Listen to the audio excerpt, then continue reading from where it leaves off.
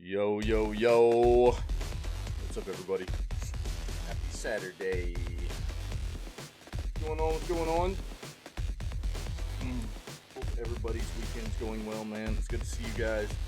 As always, we'll do day 2 of Bloodstain today. Probably won't go super hard. I got some stuff going on later this afternoon, so but it'll be a usual stream. But not like crazy hard. So probably get a good 8-hour stream in, something like that. You know, the norm, man, the norm. Oh man, good to see you guys. Yeah, hope everybody's doing well. Let's go ahead and do what we do, man. Let's get into this edition of February 25th's video gaming news and work our way into some gameplay, baby, for Bloodstain. Cool. Let's go. Let's go. There you go. That's what we're listening to this morning. Crypt of the Necrodancer soundtrack. It's good stuff. There's some funky stuff in these in some of these songs, but I enjoy it. I think it's a cool soundtrack. So I don't know, if you're enjoying what you're listening to, go check it out.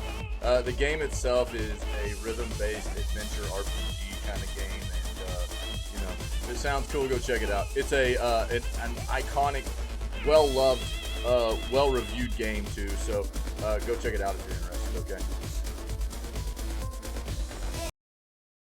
Kill that music, and we will dive into the news, baby. See what we got.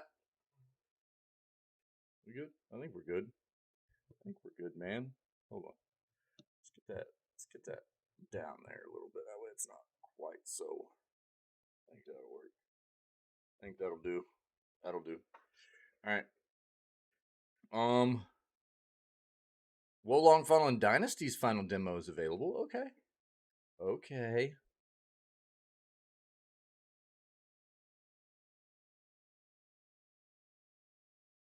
We already knew this. We already knew. Nintendo, if you didn't know, you're about to know. We were already in the know. But Nintendo, Xbox, and PlayStation, none of the major console players will have a spot at E3. They don't want to be a part of it.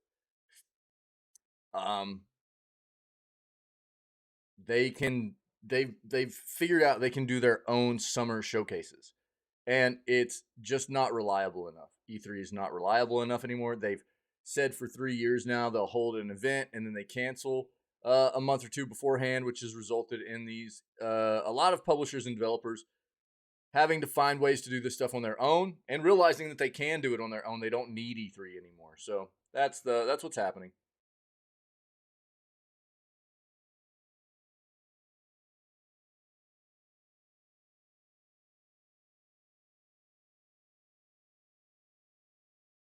We hit on this yesterday, so I'm not going to dive into it. The Prime Gaming free games for March have been revealed. It's in yesterday's news segment. That's a highlight on the Twitch channel, and that's a VOD on the YouTube channel. So go take a look if you're interested, okay?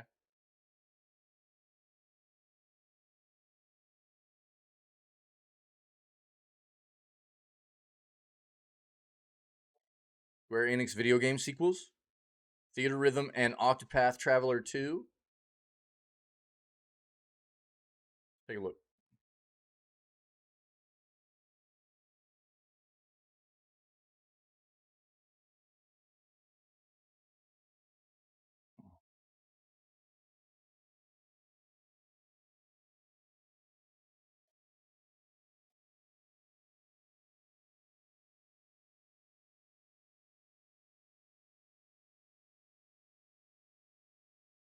We also hit on this yesterday. So same thing that I said for the Prime free gaming stuff. If you don't know what the PlayStation Plus games are that are coming for March, take a look at yesterday's news segment. Okay, they are in there.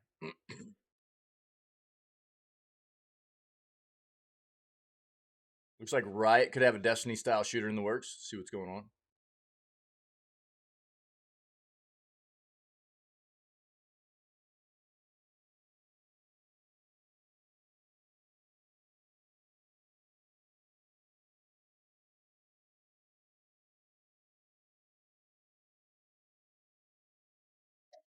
Mm. I'm waiting to see some benchmarking for the X3D Risen X3D chips. If you don't know what's going on with these, they've got a massive amount of level 3 cache memory. Something that we haven't seen in CPUs ever, really, in and throughout technology. At least for like, most consumer based stuff, household based computers and things like that. This is something very, very new for us. Um, so looking for some benchmarking coming out. These are just now releasing, and we'll take a quick peek at maybe what some of the benchmarks are that are coming out.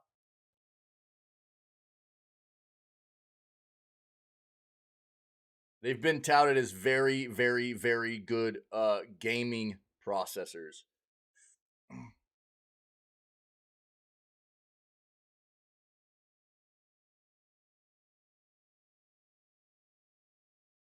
GTA 6 Insider leaks first GTA Online 2 details. So this won't be official news, but we'll see what they're saying about it.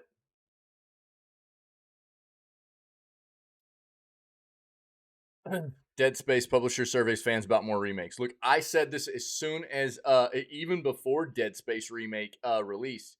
If it was a good game, if people enjoyed it, it was going to be a very easy pivot for them to go ahead and make Dead Space 2 remake. The assets are already there for it. It looks like it was a pretty well received game. It looks like people enjoyed Dead Space 1 remake quite a bit. So uh I don't see any reason why they're not going to go ahead and just move forward with Dead Space 2 remake. The assets are already kind of there for it. Do they? I mean, will they have a little bit of work still to do to turn some of it into Dead Space 2? Yeah, but it's not a ground up kind of venture the way that Dead Space 1 was. Dead Space 1 remake. So it's going to be a lot easier for them to just throw a lot of that stuff together. They've already got a lot of the assets built up, and Dead Space 2 remake will be coming our way. That is a really safe bet.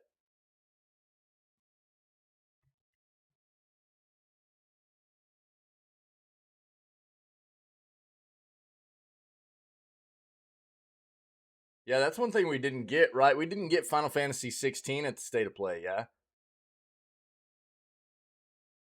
Let's see what's going on here. Steam users rewarded with 23 freebies? What?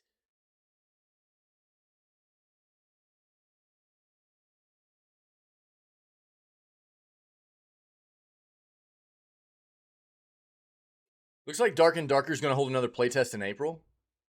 We might have to jump in on that. Let's take a look. They've had a couple of playtests of recent. What was there one like right at the end of the year? They just had another one finish up, and they're going to have another one apparently in April now. That game is slated for release this year. If you don't know what Dark and Darker is, we've hit on it quite often. It's like a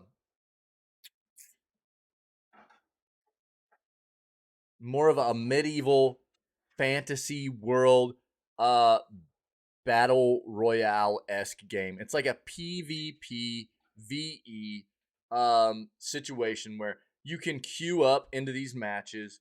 You can queue up with a party. You can queue up solo, but you're going in and you're facing AI controlled enemies and you're facing other players. What you're doing is you're going in. You're trying to uh, extract with it. Think like Tarkov almost, but with like a medieval style of setting and play where a lot of what you're doing is they do have different classes and stuff you can play too. You're going in and you're fighting other people with a lot of melee weapons and stuff like that, but there are spells too, and you're trying to loot these treasures. It does seem like I haven't played it. I've only seen stuff about it and read up on it, but it does seem like there are occasions where there's circles that close in, and if you're outside of the circle, you can die pretty quick. But you're trying to extract as much loot as possible. You get to these portals at the end of the matches that can extract you, and then you get to sell a bunch of your loot and use the better items afterwards to take into the next matches, things like that. it looks really, really neat. It does look really neat. So we saw a little bit of stuff yesterday. If you're interested in yesterday's news segment, there will be an article. They've been recently accused of stealing some code and assets from some other developers and stuff. They have adamantly denied this, but we'll see what comes in the future. Outside of that, people are loving Dark and Darker so far. I haven't gotten to try it, and we might have to dive in April.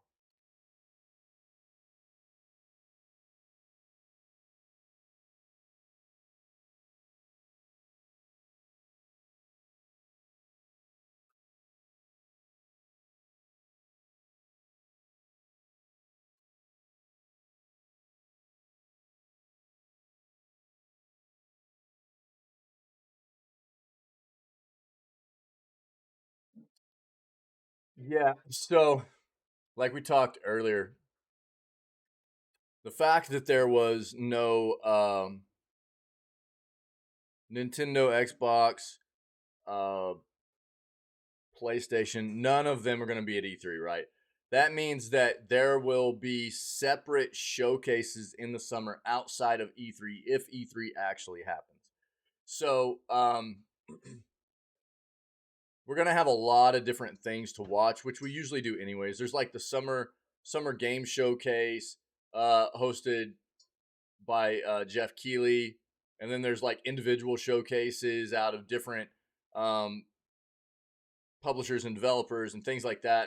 And we usually spend like roughly the especially like the second week of June is when a lot of this stuff pops off, and we spend a lot of time watching between the end of the first week through the third week of June. There's just a lot of info coming out from and showcases and things of that nature, and we'll get a good list going, and we'll watch as much of it as possible, and we'll catch a lot of it in the news as always.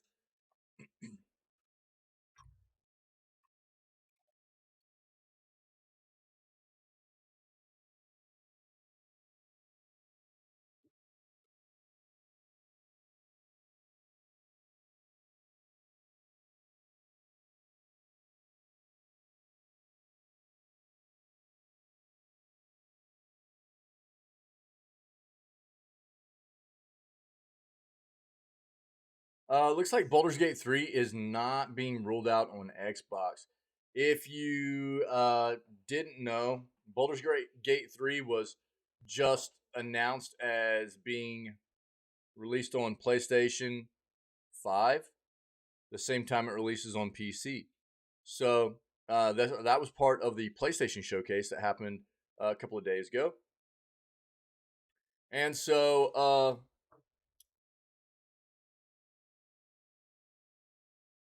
seems like there's the potential for it to get to Xbox too.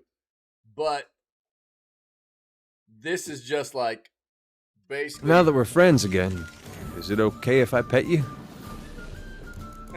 Thanks, dude.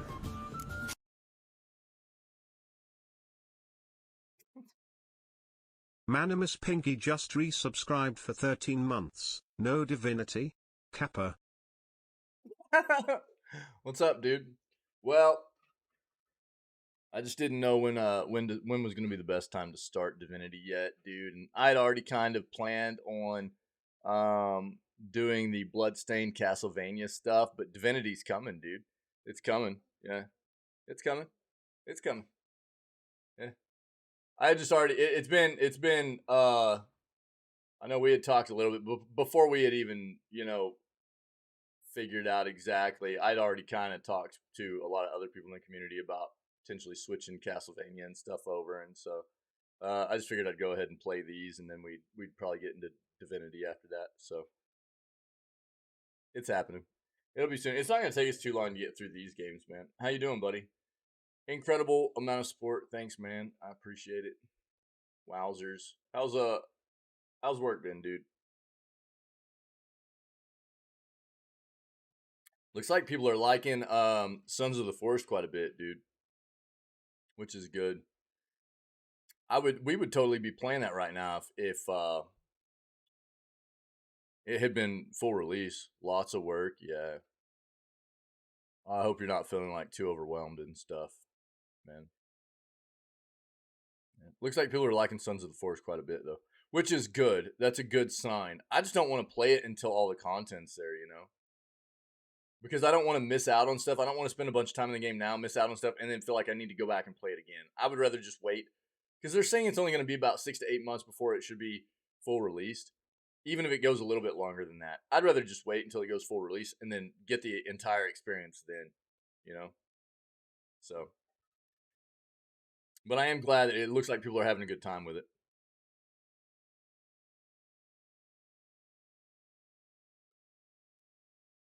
What are you playing right now, man? So we should just figure out have a discussion very soon about the potential of starting Divinity. Oh, you've been playing the Forest with your brother? Right on. That game was fun, dude. I went through there and made all the highlights and stuff, dude, and it really like dude, I had a lot of fun playing that game with you, man. That was a lot of fun. That game was a lot of fun. Going back and like cutting out all the playthrough content and just highlights and stuff was hilarious. I was just like sitting here grinning ear to ear and like laughing and stuff the whole time I was like cutting out content. It was funny, dude. I had a great time. I can't wait to play Sons of the Forest with you. I really can't. But we'll try to figure out a time to the best time for you work wise to start Divinity. And like I said, whatever the case may be, I know your schedule's all wonky because of them making you switch from days to basically like afternoon or swings or whatever you want to call it. So we'll figure it out. Cool. Yeah, I know. I'm already kind of invested in what we're doing right now though, so I don't want to stop the playthrough that I'm doing now, you know? And so I'll figure it out. So next week you'll do the afternoon stuff, right? This week's morning shift, next week will be afternoon shift. Okay. I'll keep that in mind. I'll look at the schedule. And so what you're saying then is morning, afternoon.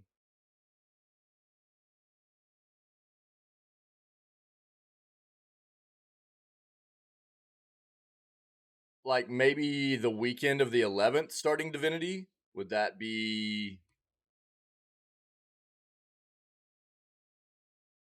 a thing? Since I'm already invested in these other playthroughs, I really don't want to like stop them and everything. I just want to keep going.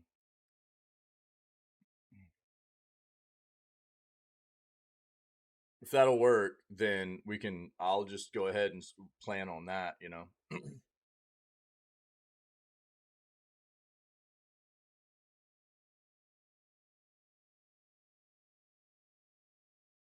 Let me see here.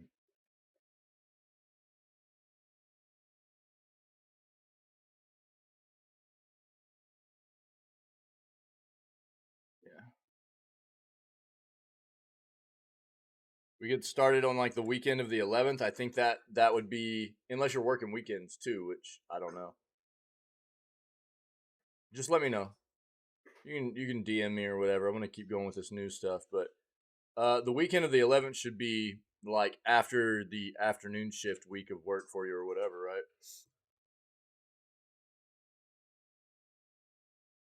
Okay. Well, let's plan that tentatively then. We'll plan on doing that. Starting Divinity 1 on like 11th of March. Cool. And then we'll just be as agile as possible playing the game with how work's going for you and stuff, okay? But we can plan on that. Cool, man. Thanks, buddy. And thanks again for the support. Incredible, dude. And everything you do for us, man. I really appreciate it. Sorry you've been so busy with work, dude.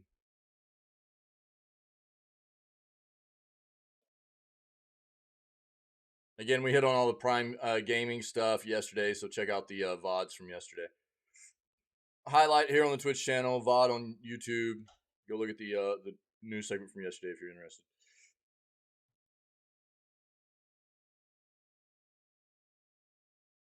Starfield Direct Showcase is happening soon. We knew that would be coming, but I wonder if they have any like window of when we should see that.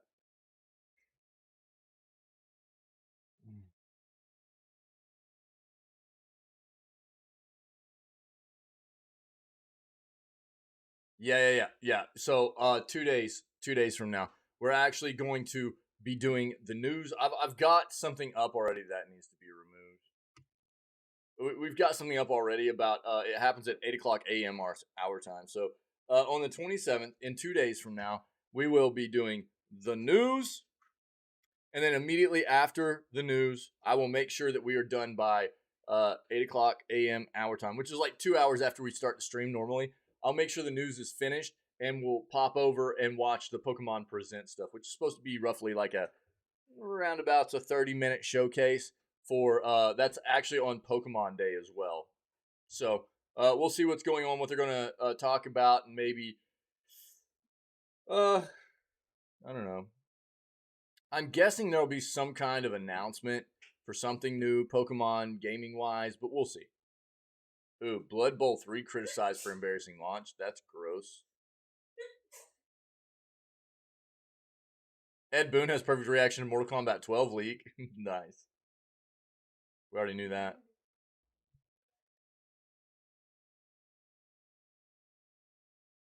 Popular new game breaks Steam store. Dude, Sons of the Forest broke Steam store? What? Wow.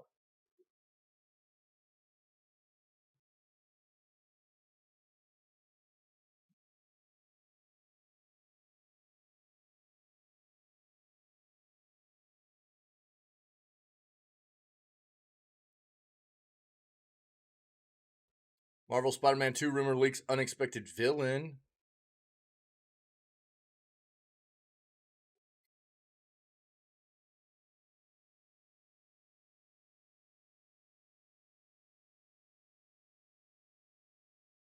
All right, let's stick with this. GTA 6 Insider leaks first GTA Online 2 details. We may have our first details about the new iteration of GTA Online, tentatively dubbed GTA Online 2. I mean, that would be appropriate, right? Coming alongside the release of GTA 6, Rockstar Games has yet to reveal the next Grand Theft Auto game or say when it will release, but it has confirmed it's hard at work on the most anticipated game of all time. I mean, that's going to be a bit. That's a bold statement.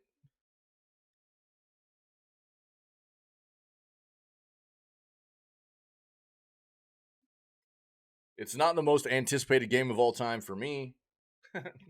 You know what I'm saying? But I mean, I'm sure for some people it is. While Rockstar Games has yet to reveal the game, it did leak last year, or an early build of it did at least. Fast forward, a prominent Rockstar Games insider has pointed out something rather interesting hidden in the leak. The big tidbit teased by the leaker is 30-player lobbies and how they will function. To this end, it sounds like the core of the game online is being built on the tech of Red Dead Online, which makes sense. If you played Red Dead Online or GTA Online, this number will sound familiar because each has similar lobby sizes. Right, Pinky? Yeah, dude. Let's see. Because the leaked footage showed testing clips of the multiplayer with the max players displayed, plus we know from Spider Vice findings that the game will use similar services on Red Dead Online, writes the Tez2 over on the GTA forums. Not to mention the whole footage showed the game built upon Red Dead Redemption 2 structure, like how earlier testing footage showed Arthur walking animations, which is a standard for game development.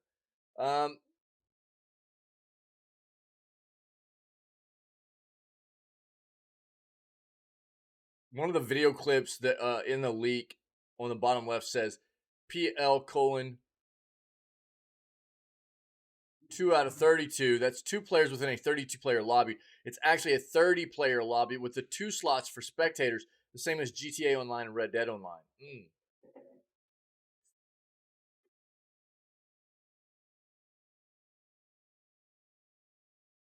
Interesting. Yeah, everything with a grain of salt. This is not official, anything official from Rockstar, so, you know. But somebody with some knowledge about, you know, other versions of very similar online stuff from this developer has pulled that information out. It's probably pretty solid, but we'll see what happens. Look, anything in development always has the potential to change, right? So just because this is something that we saw in some leaked content doesn't mean that it will stay that way on release either. So, you know, we'll see. After a state of play no-show, Final Fantasy 16 producer promises more news soon. Wait, is this the same individual that said everybody needs to quit worrying about it being on PC and just buy a PS5? Because I'm still waiting on them to buy me mine. If it's that easy. We should hear more about the new JRPG 3 months out from launch. Final Fantasy 16's producer has promised fans new information within the next month or so after the JRPG was absent from yesterday's State of Play showcase. February 23rd saw a brand new PlayStation present, and since the showcase was touted to feature plenty of third-party games, FF16 fans were desperately hoping for the upcoming game to make an appearance. That didn't come to pass, though, leaving some fans literally donning the clown makeup. Hope remains. Speaking to what is that? Dengeki Online in a new interview, transcribed below, producer Naoki Yoshida, I'm pretty sure that's the same person, has said fans can expect new information from Final Fantasy 16 around 3 months before the game launches. Considering the new game's release date is June 22nd, we should hear more from Yoshida and the gang late last month. Yeah, Yoshida had a quote that we saw like roughly a month ago where somebody was asking about the potential of there being a PC release as well. And Yoshida like basically was quoted as saying, people need to quit worrying about it being on other platforms and just go buy a PS5. And it was like, dude, you've got to be kidding me. Like, yeah, because it's just that easy, right?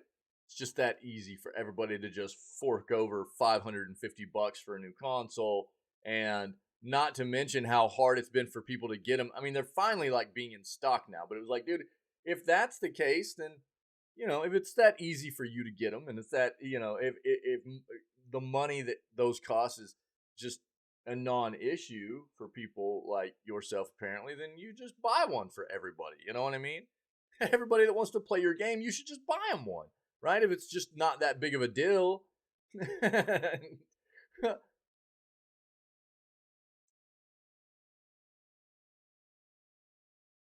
Don't worry, people. Yoshi P said we will get more info on Final Fantasy 16 around 3 months before the game's release, which is June 22nd. Considering the phrasing, perhaps it's only logical for us to be patient until early April for more news from Yoshida. What comes after that, though, is anyone's guess. Twitter translator says we can expect a ramp up in information after that for Final Fantasy 16. But it's not clear if they're drawing directly from the article here or just speculating. Excuse me. Either way, we can expect more Final Fantasy 16 news right around a month from now. Whether this is a new story-driven trailer or an extended gameplay demo from Square Enix, we'll have to wait and see to find out. We've seen a fair few cinematic trailers for Final Fantasy 16 over the last year. We've yet to get a lengthy look at the game's action-packed combat.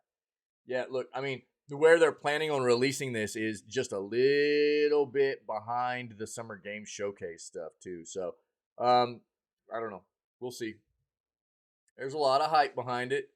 But I'll tell you what, Square Enix is a studio that scares the crap out of me anymore. So, not that they can't produce good content, but it's their other gimmicks and stuff, dude.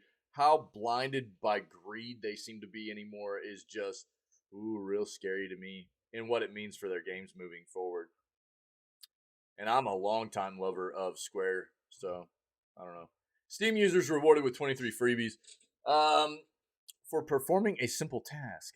The freebies in question won't be for everyone or even most people, but if you don't like the free items, you can sell them. Over on Twitter, Master of Sells and Deals, Wario64 relays word that 23 different Steam items, including various avatars and backgrounds from Gaming, are currently free. All you need to do is watch 15 minutes of a very specific broadcast. Of course, you don't actually have to watch it. Just start it and then let it run. Or you can watch every second of the required 15 minutes. The choice is thankfully yours. You don't like any of Wargame's products, you're probably not going to want any of the freebies. However, if you don't, you can sell them for some quick and easy change. It won't be much money, but thanks to various Steam deals and sales, you don't need much money to play a variety of games, including some all-time classics. For example, Valve regularly makes its own games in series: Half-Life, Portal, Left 4 Dead, Counter-Strike, and more, all 99 cents or cheaper.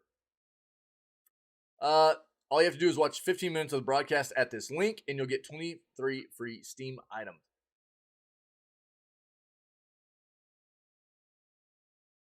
So, Wargaming, best known for the likes of World of Tanks, World of Warships, and World of Warplanes. In other words, it's best known in the free-to-play space, right? But if you're interested in some of that stuff on your Steam account, there's your links. Go check it out. Dark and Darker will hold one more playtest in April. Iron Mace wants a little more shakedown time before Dark and Darker launches into early access. I'm really psyched about trying this out. The subterranean extraction hack and slash of Dark and Darker was a huge hit during the latest Steam Next Fest. In fact, it was one of the biggest things on Steam. I didn't get to spend as much time with it as I wanted, and so I'm very happy that developer Iron Mace will give me and everyone else another shot at it in April. After thanking players for their help, Iron Mace said the most recent playtest gave the studio a lot of clues on how to proceed with development, but also raised some important questions that need to be answered. As a result, it has decided to do another round of playtesting before a planned launch into early access. We hope to playtest some pretty substantial additions to, we hope to test some pretty substantial additions for this playtest that requires a bit more development time than in the past, the studio said. Therefore, the next playtest is scheduled for April 14th through the 19th. We know the extended downtime between the playtests may be disappointing to our fans, but we will work our hardest to make the next one even better than before. The April session will actually be Dark and Darker's 5th playtest, and early access launch date hasn't been announced. Looks like it's scheduled for April 14th through the 19th. Based on its Steam performance and our own enthusiasm for it, Dark and Darker has a bright future, but it's also facing allegations. We read about this yesterday. The game is based on a canceled Nexon project called P3 and actually makes use of assets and code stolen from that game. Iron Mace CEO Terrence Swing Ha recently denied those claims, stating that, quote, absolutely no stolen assets or code were used to make our game, and that, to the best of his knowledge, you cannot copyright a game genre. We hit on this in depth yesterday, the issue of a potential them stealing assets or code or whatever, and if you want a deeper look into that, look at yesterday's news segment. Okay, but playtest April 14th through 19th. I'm gonna note that on our schedule. What do we have slated for then? Just Divinity. Okay, and we're starting Divinity early, so we should be fine. But Divinity is going to be a weird thing for us. It might be an on again, off again kind of playthrough, because we're gonna be playing with our buddy Pinky here, and he's got a bit of a wonky work schedule going on right now, so we'll see how it goes. But 14th through the 19th, I want to try to play this Dark and Darker playtest.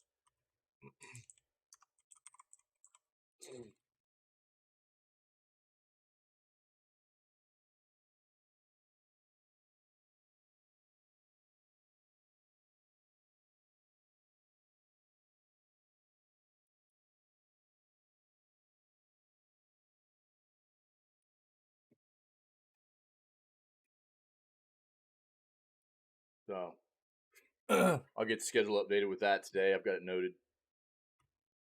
Cool. If you guys need more out of that, I'll link it for you. Starfield Direct Showcase is happening soon. Again, I think a lot of people thought, there were a lot of people I know that were thinking like they weren't keeping up with what was being announced as to what Xbox was, and the Bethesda showcase that happened just not too long ago was going to entail, and they were very, publicly open about the fact that there wasn't going to be any Starfield stuff in that, and they were going to have their own direct, their own showcase specifically for Starfield in the near future, right? Which ultimately means we should be getting that sometime very soon. So, multiple unconfirmed reports from industry insiders suggest that Microsoft and Bethesda may announce a Starfield Direct showcase in the near future. I mean, that makes sense since we already kind of knew that was going to be the case. Microsoft and Bethesda may announce a developer direct live stream for the upcoming science fiction FPS RPG Starfield. While officially unconfirmed, these rumors come from major figures in the gaming media with sources inside the industry. Multiple insider sources can be believed.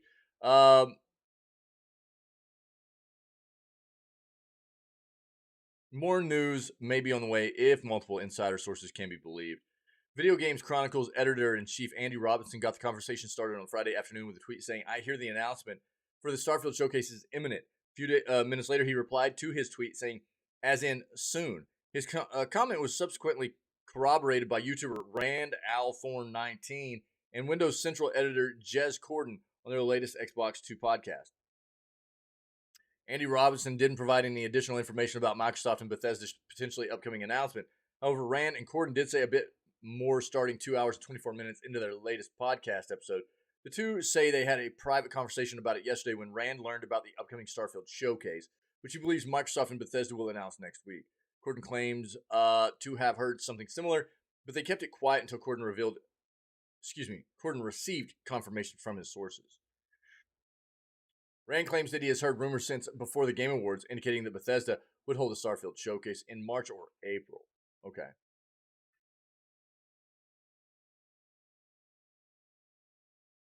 All right. Yeah, I mean, this is just building a hype machine, really. Building the hype train up. We already knew that it was going to be coming in the near future because Microsoft told us that. They literally said, "You're not going to get any Starfield stuff.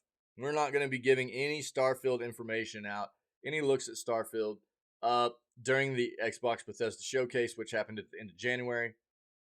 It was the end of January, right? I think so. Yeah, right around a month ago now. But there will be a dedicated Starfield showcase in the near future. So that's just kind of building the hype train up, dude. Blood Bowl 3 gets mostly negative Steam reviews over embarrassing launch. Yikers. Players aren't happy about the lack of features and the scummy microtransactions. Gross. Blood Bowl 3 was finally released yesterday, but already has a mostly negative rating on Steam. Developed by Cyanide Studio, the sequel to 2015's Blood Bowl 2 sees the iconic death sport return with the new video game of fantasy football, faithfully using the latest board game rules. Excuse me. Players are tasked with creating their team, then crush, mulch, and cheat your way to the top, leaving your opponents in the graveyard. An early access launch for Blood Bowl 3 was delayed in 2021 with the turn-based combat game's full release, then pushed back from February of last year to this year. The pandemic has impacted production times, and these new dates will allow our development teams to give their fans polished games without compromising on our quality target, said Nacon's head of publishing, Benoit Clerc, at the time. Over a year later than planned, it seems Blood Bowl 3 may not be worth the wait. Just 26% of the 460 reviews on Steam are positive, with fans unhappy about skills not being implemented, and the fact that the only difference between the released game and the early access version is more teams. All of the development effort has gone into the microtransaction store for cosmetics. Gross. Feels like all the previous community feedback went straight in the bin. Microtransactions are extremely predatory and scummy. Oof. Other players have complained that Blood Bowl 3 was virtually unplayable during a 48-hour period, early access period.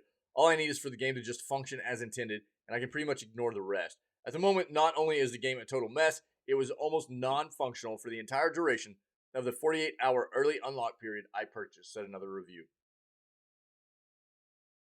Pretty disgusting. Not only as a fan of Blood Bowl, but as a fan of gaming in general, I implore you to not support this shameless husk of a game that furthers the existence of corporate lies and incompetence, said a third review. Another quote, "The hype has been real, and I truly believe the developers when they promised us that the wait would be worth it. It's beyond me how they could have uttered those words on camera in good conscience. Blood Bowl 3 is a slap in the face of fans and newcomers alike." Yeah, that's another thing. Like the fact that it was delayed multiple times and released in this kind of state is a total embarrassment. They delayed it a year. They delayed it a year and then released it like this. That's pretty gross, man. Delays are important. Developers should feel comfortable delaying a game because delays are needed. Because games should come out feeling good. But to delay and then still release the game and have it feel like a hot mess, woof. That's a pretty bad move, man. Prior to launch, the studio behind Blood Bowl 3 reportedly removed the roadmap for the game entirely. Yikers, dude. So, stay away from Blood Bowl 3. Ed Boon has perfect reaction to Mortal Kombat 12 leak. Mortal Kombat series creator Ed Boon gives the perfect response in light of the recent Mortal Kombat 12 leak.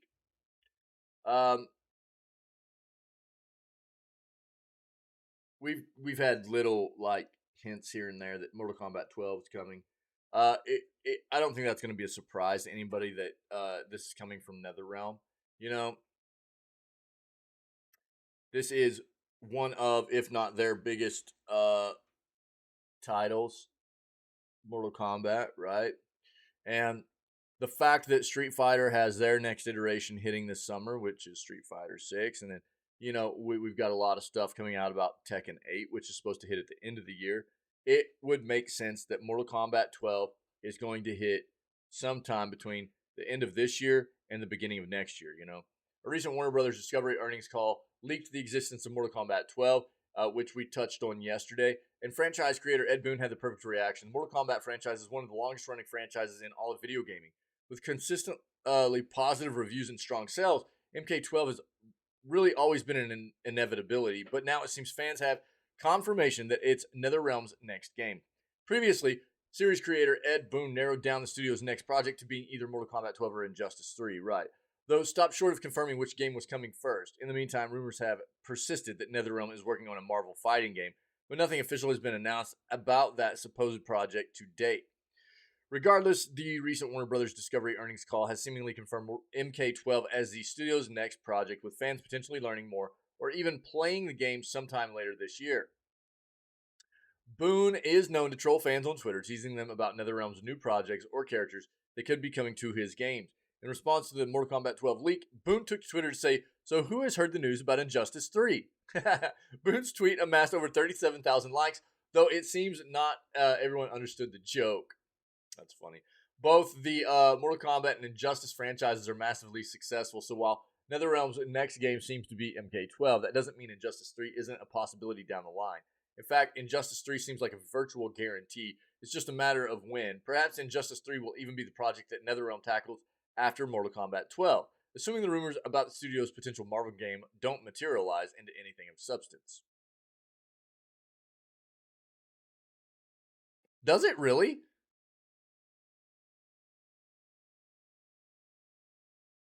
I didn't know that, dude. That is a good fact. Interesting.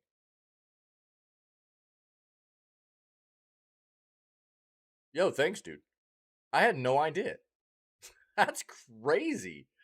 Wow.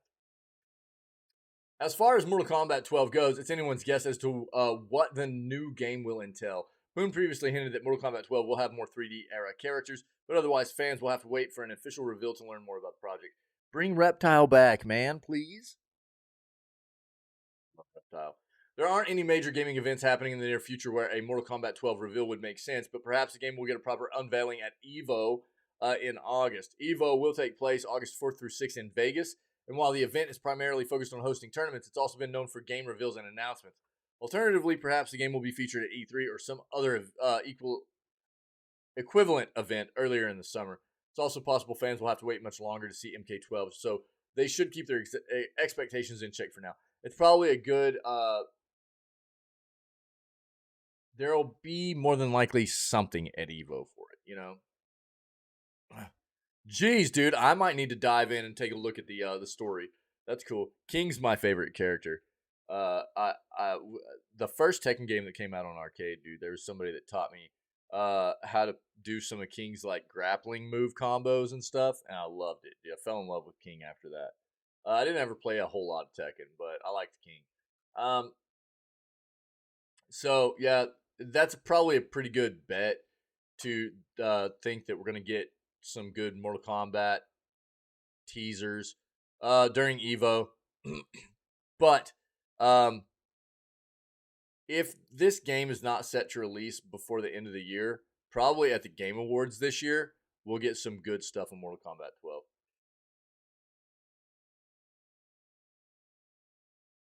Yeah, I know, dude. I'm talking the original King, dog. The original, you know. Yeah, there's a bunch of them now. I know. I know. Yeah. Yeah.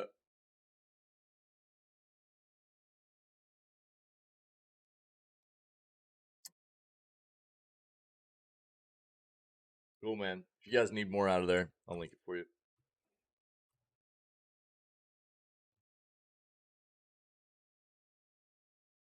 I always thought it was cool though, because like the I'm talking like original Tekken, dude. The original Tekken arcade cabinet, man. Um, had this sick like King had these sick moves where it was like button combinations, like so you grapple somebody, and during the sequence of the move of like slamming them, you could put in different button combinations to go into other slam moves. Then they couldn't get away from you. Oh, did he for real? Oh no, suck, dude. But it was a really cool thing. I always thought it was really cool that you could like grapple somebody and just like combo into these other slam moves and stuff. I always thought that was really neat. And somebody older than me, man, at an arcade taught me how to do some of them whenever I was really young. So that's what I've just always liked King. I never really got all that into Tekken, but I always thought that was really cool. So I've always liked King because of it. Yeah, I didn't know that, dude. Yeah, I'll have to watch. I'll have to like try to take some time maybe at some point and watch all the storyline for the Tekken stuff, dude. Popular new game breaks Steam store, man. Talking about look at this. Look at, look at you guys see this noise? It's happening. What is going on here, dude? Stop. No. A sequel to The Forest is finally launched on Steam, but the massively popular game has caused issues for the storefront, making many fans unable to buy the game at all.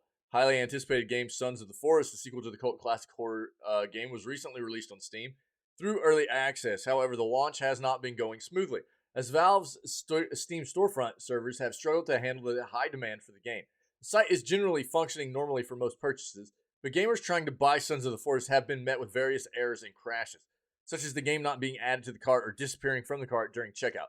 This issue has prompted fans to create memes and videos on social media, although most of them have maintained a good-natured, if slightly annoyed tone. They did it, one user said. Most wishlisted game on Steam, top 5 game on Twitch, and Steam page crashing because of the number of people. That's a successful launch. Others weren't quite so happy about it, with some saying they were locked out of purchases for quite some time because of their attempts at purchasing the game kept failing. Can't believe how bad this experience has been based on how Steam makes billions, another said. While a generally rare occurrence, Steam does sometimes have issues with purchases for major game releases. Other platforms like Nintendo's eShop and the PlayStation Store can often buckle under the pressure of big game launches too, both having a long history of downtime after the release of a major game.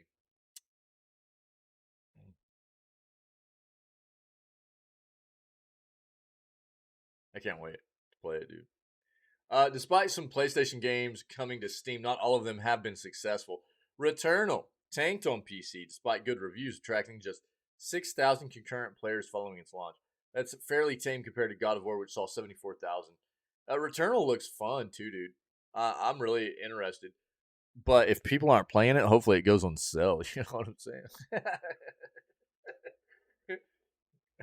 I mean, let's go, dude. What is it? Started watching some 10-hour video of Black Mesa incident playing from all game POVs synced together on a single time. What? Oh, that's wild. I bet that is a trip, dude. I bet that's crazy, dog. That sounds cool.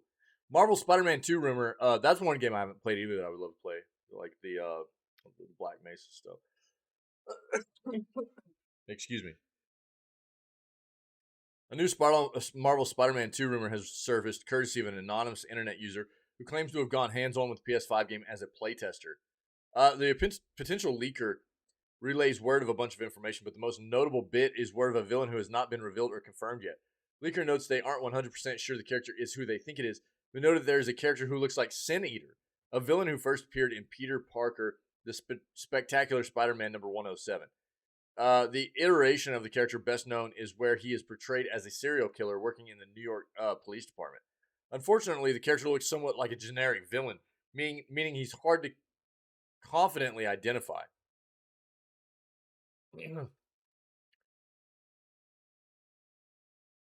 Quote, got back from playtesting Spider-Man PS5. Looks amazing. I can't wait for people to see it. Obviously, some hitches since it's still just freshly past its beta phase, from what I can tell, reads the rumor.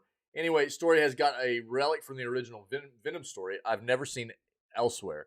Early in the game, Pete and Miles are scuffling for the city for dude in a green ski mask who looks a lot like the Sin Eater. If you don't know, in the comics, Sin Eater was a serial killer in the NYPD, and Eddie Brock lost his job at the Daily Bugle,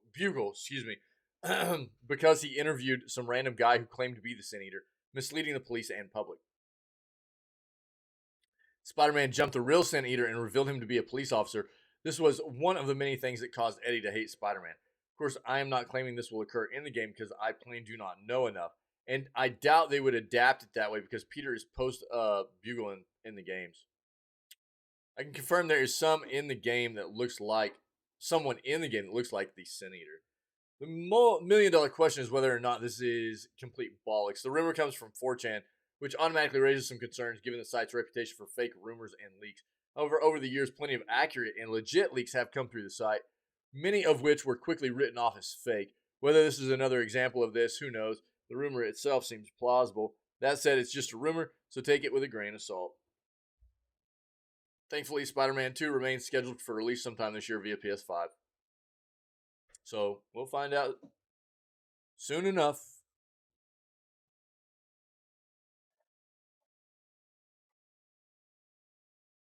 Looks like Wolong Fallen Dynasty final demo is available. Save data works in full game. Players can tackle the first two chapters of the action RPG in the demo. Tecmo has released the final demo for Wolong Fallen Dynasty, though access will only be available through March 26th. The playable preview, hey, shut it. The playable preview of the action RPG offers up the first two chapters titled Village of Calamity and Two Chivalrous Heroes, respectively, and save data transfers to the full game. If you complete the first chapter, Tecmo will gift you the Crouching Dragon hat in the full release. Don't fret though, this isn't a demo exclusive, as it's possible to obtain in the action RPG itself as well, according to the publisher. This early slice of the title is meant to exhibit the challenging combat against demons present in a fantastical three kingdoms. Excuse me. The final demo also features online multiplayer. For those unfamiliar, the title comes from the team behind the Neo series, makes player morale a game mechanic in an intriguing way. Final demo is up on PC, PS4, PS5, Xbox One, and Series X and S.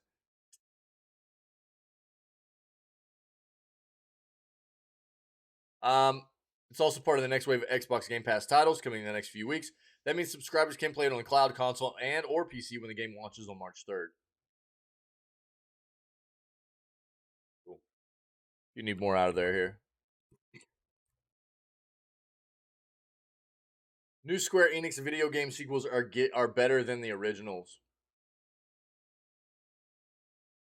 Great games, weird names. Yeah, I mean, dude, Square has gotten blasted for their lack of, creativity in some of their video games of recent, like Triangle Strategy and yeah, it is Souls-like.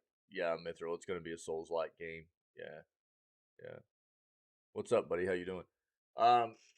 Triangle Strategy or Octopath Traveler, Bravely Default, like these kinds of names that are coming up. It's like what very creative, /S. Square Enix, the Japanese video game giant, has always been masterful at making excellent games that have incomprehensible English titles. In recent years, we've seen Bravely Default, Various Day Life, and of course, Triangle Strategy. Oh yeah, dude, the hair's nuts, dude. That's all. It's just tamed out, bro, because I'm wearing a hat. It's just I just put a hat on, doc. The hair's nuts, bro. I just put a hat on this morning. It was like I'm not gonna mess with it. Put a hat on. You know, it's everywhere. It's I mean this is part of the gig of growing it out. You know, it's just it is what it is. You know. Yeah, yeah. This month, the pattern continued with two ridiculously titled games that I've been enjoying quite a bit. Theater Rhythm Final Bar Line and Octopath Traveler 2. Theater Rhythm, an ongoing rhythm series, started in 2012 on the 3DS. Control a party of cartoonish squashed versions of FF characters and go through levels, each based on a song from the series. As you listen to each song, be it a bit rousing battle theme or a melancholy ballad, you have to tap buttons along to the beat, racking up points based on how good your timing is. It's a it's the type of weird experiment that you would only work with a series like Final Fantasy, and has hundreds of iconic musical tracks so popular that its creators regularly sell out orchestrated concerts based on the games. Final Bar Line for Switch and PlayStation first used buttons rather than touch controls, but is otherwise very similar to its predecessors. Strongest game in the series so far, featuring music from every main Final Fantasy title as well as a few key spin-offs, like Final Fantasy Tactics and Mystic Quest. Dude, Mystic Quest was good. It's a fun diversion that mostly serves as a good excuse to listen to Final Fantasy music repeatedly. Keith, what's up? Listen to the Halo intro all the time? Sick. Yeah, orchestral game music is very good. Yeah. What's up, Keith and Mithril? Happy Saturday, guys. Good to see you guys. I've been much more obsessed with Octopath Traveler 2. This game is dude, I want to play the Octopath game. But I would like to play the first one before I play the second one, you know. The sequel to a role-playing game from 2018, it stars 8 protagonists, each on their own adventure. There's a scholar named Oswald who is sentenced to life imprisonment for a crime he didn't commit, Prince Hikari who is exiled from his kingdom, and so on. The game takes place in a rich fantasy world set amidst an industrial revolution, and it's chock full of stories and fascinating lore. Octopath 2 preserves what worked well in the first game, like gorgeous diorama visuals, mysterious side quests, and a smart puzzle-like combat system. Every enemy can be stunned if you hit their weaknesses enough times. You can use a variety of skills and items to manipulate turns and maximize the amount of damage you can deal. A good strategy will let even an underleveled group of characters take down a powerful boss. This sequel also fixes its predecessor's flaws. The first Octopath often felt tedious and repetitive due to its structure, in which every character's story followed the same beats. You'd get to a new town, talk to a couple of people, walk through a dungeon, fight a boss, and then move on. Octopath 2 adds more variety, branching chapters without dungeons, and so on. It all adds up to a game that I can't stop playing, and a soundtrack that goes way harder than expected. By the way, if you're interested in playing Octopath 1, it's about to leave Game Pass. If you have Game Pass, is it Game Pass or is it PlayStation Plus right now? I can't remember. One of the subscription services, it's being taken off. I think it's PlayStation Plus. It's one of them, man. It's being taken off at the end of the month. So if you want to play it, try it out. It's on one of those. But it's being taken off. If neither of the above games suits your fancy, check out Returnal, a fantastic tough as nails roguelike, a subgenre of role-playing game that has you blasting and dodging your way through procedurally generated sci-fi landscapes. It was a PS5 exclusive for a while, but launched on PC this month and looks fantastic. Yeah, it's being reviewed pretty well too, but there's like almost nobody buying and playing the game. I really want to play it, but you know, I don't know if it's not selling well, dude. Hopefully, it'll just go and sell on PC pretty soon. We just kind of touched on that. Valorant developer Riot may be working on a Destiny-style shooter. The developer is looking for someone with a deep insight into MMO shooters and action role-playing games. A new job listing has suggested that Riot, the developer behind League of Legends and Valorant, is working on an action role-playing game in the style of Destiny. The job listing advertises for a game designer to work on progression and meta systems for an unpublished research and development product that Riot describes as one of its next big bets. It goes on to explain that successful applicants will design progression systems and a player economy that can span from a single session to multiple seasons. Under desired qualifications, Riot asks for a deep insight into modern progression systems in MMO FPS, competitive shooter, and season-driven ARPG games. That last line suggests that Riot's unannounced R&D project is a multiplayer shooter in the style of Bungie's Destiny series, which is a first-person looter shooter with an MMO format. However, the project's very early stages mean it may not necessarily come to fruition or resemble its original description. Additionally, the game would realistically be many years from launch, so it's unlikely Riot will be ready to talk about this project for some time. However, the studio's publishing arm, Riot Forge, recently confirmed that it has several games in the works for 2023. The first to launch will be Mage Seeker, a League of Legends story, a spin-off set to release in the spring that follows League champion Sylas as he rebels against Demacia. The second game, a time-bending platformer called Convergence, is aiming for a summer 2023 launch, while heartwarming single-player adventure Song of Nunu will release this coming winter.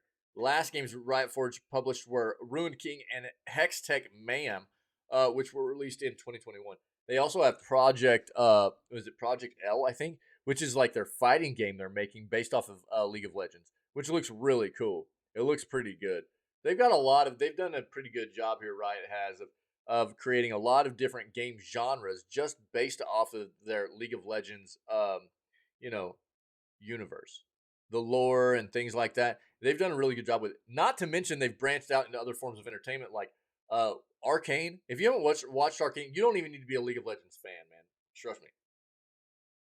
I have had very little experience with League of Legends as a game or the lore behind it. And I had heard that Arcane was very, very good, so I took a dive into that series on Netflix. It is fantastic. The story's great. The animation's fantastic. The music is phenomenal. It's a very, very, very good watch, and I cannot wait for season 2 of it, man. It's very, very good. Highly recommend. So we'll see what happens here. Last article I have, we're just going to go over this very briefly. See some benchmark stuff for the new Ryzen X3D chipset here, or CPUs. So, I don't know if anybody has anything to add. Let me know in chat. We'll discuss it and we'll look at it before we move on to some Bloodstained Ritual of the Night Day 2. All right.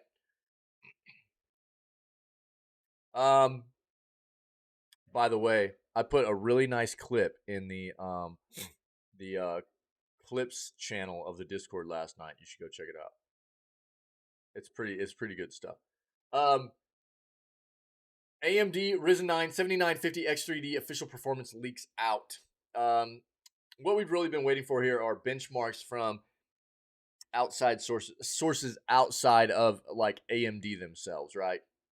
You don't necessarily want to rely just on benchmarks from the manufacturer themselves. We want to see benchmarks coming out from independent sources. Yeah. HD Technologia. Knowledge. I don't know. Did I butcher that? Have leaked new data from confidential AMD Ryzen 7000 X3D review guide. Technologia? I don't know, dude. What one should know about review guides is that they tend to focus on games that are optimized for specific hardware. This is a reference for reviewers to compare their results in case there are any anomalies. The same data is often used by marketing teams that later convince customers their hardware is faster, although gaming performance will vary. The site leaked performance figures from the review guide for the flagship 7950 X3D model. This is the upcoming Zen 4 desktop processors with extended level 3 cache. If you don't know what they're talking about here, the amount of level 3 memory cache in these chips is monstrous compared to what we've seen in basically any other consumer level CPUs, okay? And it's supposed to be very, very good for gaming. Given what the Ryzen 5800 X3D with the Zen 3 has already demonstrated, the expectations are definitely high. AMD internally tested the 7950X3D against a Core i9-13900K with two GPU options, either the Radeon 7900 XTX or the NVIDIA RTX 4090. The new 3D V-Cache CPU is also being compared to the original model without the cache, the increased cache, level 3 cache, right? With the Radeon 7900 GPU, the Ryzen 7950X3D CPU is 5.6% faster in gaming than the Core i9-13900K. This is based on a selection of games at 1080p resolution. Both systems were equipped with 32 gigs of DDR5 6000 memory. With the RTX 4090 GPU in play, the gap widens to 6% in favor of the 7950X3D Ryzen chip and up to 16% compared to the 7950X. Oh yeah, yeah, yeah. It's pretty. I did see a lot of stuff because that was basically like the only chip they really came out with the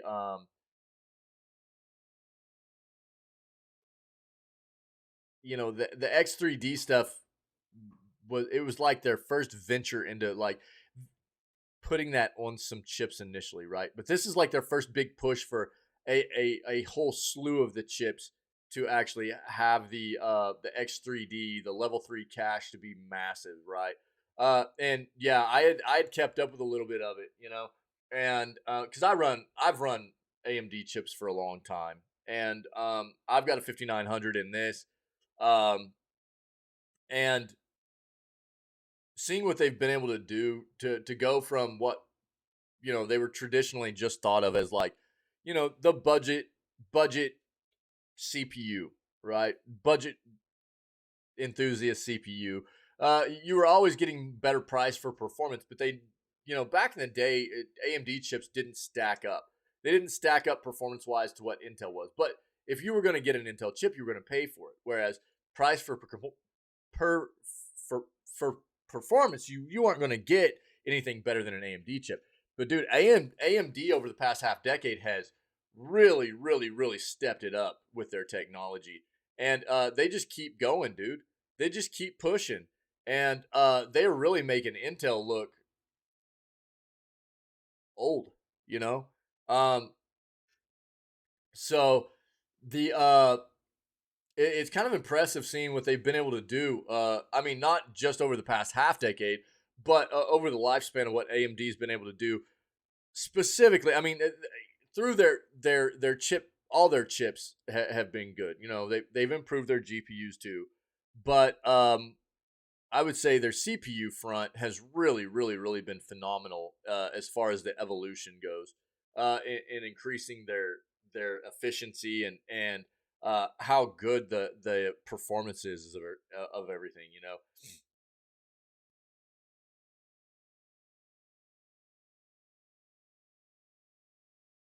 But apparently, I mean, I didn't really expect there to be a huge difference between like GPU and stuff. What I really want to see is just how they're performing across the board with gaming compared to like last gen chips and against the Intel and stuff too.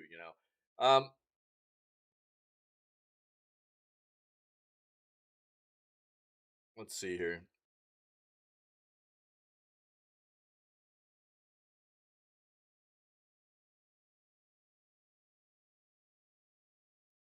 The review guide also reveals synthetic benchmark data for the CPU. It appears that to confirm Ryzen wins in 7-zip, but Intel CPU will still be faster in Dolphin Bench, Cinebench R23, or Geekbench.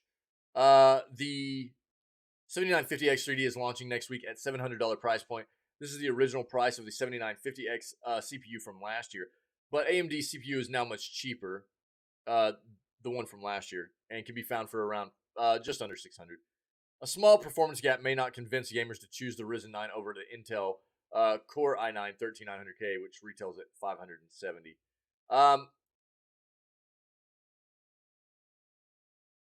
So this is where, so first and foremost, this is what people need to understand. If you're not familiar with what these chips are, you look at the level 3 cache that you're getting in these chips. It's incredibly expanded over what we've seen in most consumer based chips.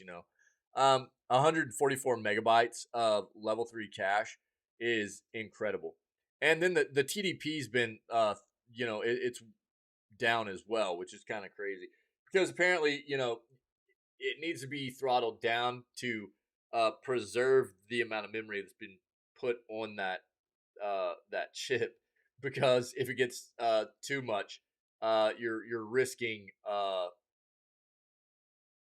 the integrity of the hardware because of the memory, right? So it's like you get more level 3 cache, but you have to take down the TDP, right? Whereas you can see like the 7950 without the X3D, you get a higher TDP, but you get less level 3 cache, right? That's at least what I've heard so far. Let me see here.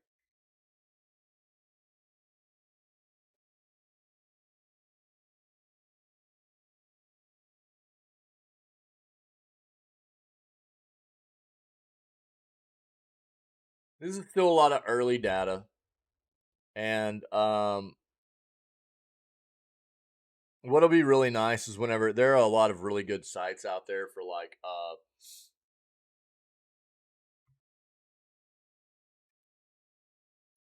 benchmark comparisons, like right here. There are a lot of good sites. Um, where you can once a lot of data comes out, you'll be able to um where do they have the X3Ds in here already? I doubt it, but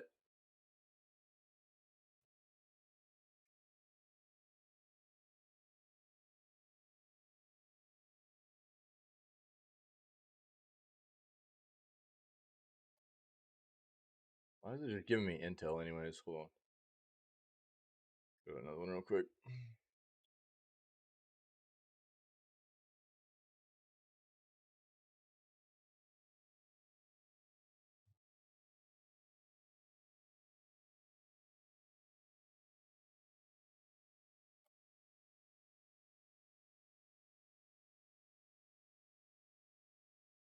Yeah, they don't really have anything in here yet. It doesn't look like.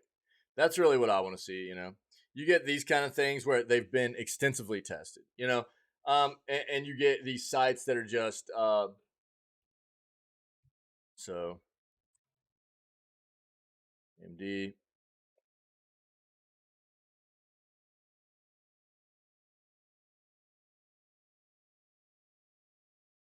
There's like the 5800 X3D right there, right? But as far as like the new chips, that stuff's not going to be in here yet, really.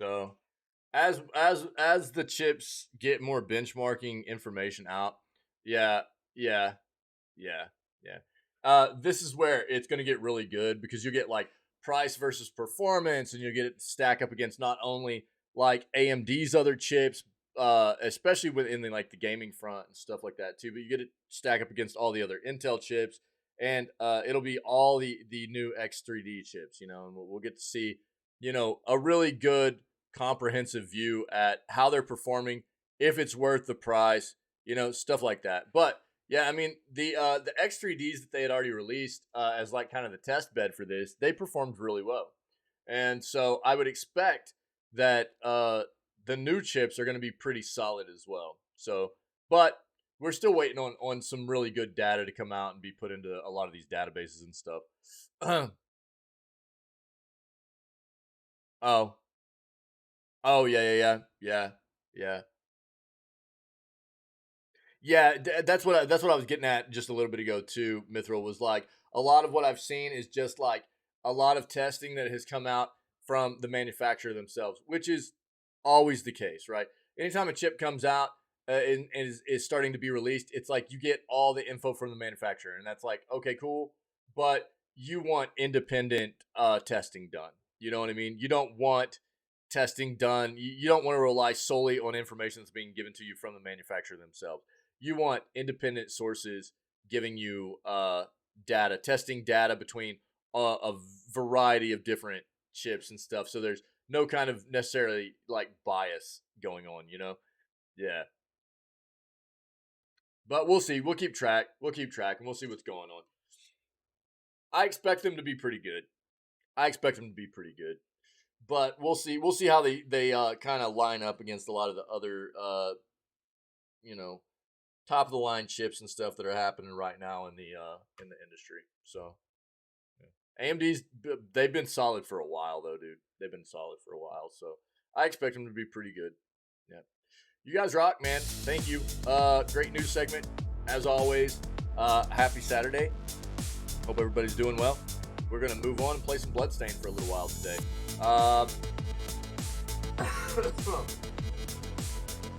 Bloodstained. We had a cool start to the day yesterday. We're playing it on hard. A lot of people are probably going to be like, well, wait, why? You know, this is our first playthrough ever. Oh, yeah, it's Sunday already, huh? Yeah, miserable. Yo, happy Sunday, brother. Hope you had a good Saturday, though. So, there's a way that you can actually start the game off using a file name or character name, Nightmare, to get the other difficulty levels. So that's what we did. We named the character Nightmare. We got the harder difficulty levels, and that's what we did. So, it was hot. Was it hot? Yeah, dude, it's cold here right now. I just imagine where you're at to always be hot, dude. I know that's probably not the case, but it just seems like it, you know? So you guys rock, man. Thanks for being you. Thanks for helping to create such an amazing spot here. If anybody's coming across our content, whether it be VODs or highlights here on the Twitch channel or VODs on the YouTube channel of news segment or playthrough episodes or clips of funny stuff or me being a boneheaded three-head gamer, you know what I mean? And you're enjoying it, then try to come hang out with us at 6 o'clock a.m. CST. We go live every single day. And we always start off with video gaming news before we dive into whatever other gaming content we have slated for the rest of the day, okay? Other than that, stay healthy, stay safe, be kind, and we will catch everybody tomorrow for February 26th edition of Video Gaming News and what will be more Bloodstained Ritual of the Night. All right?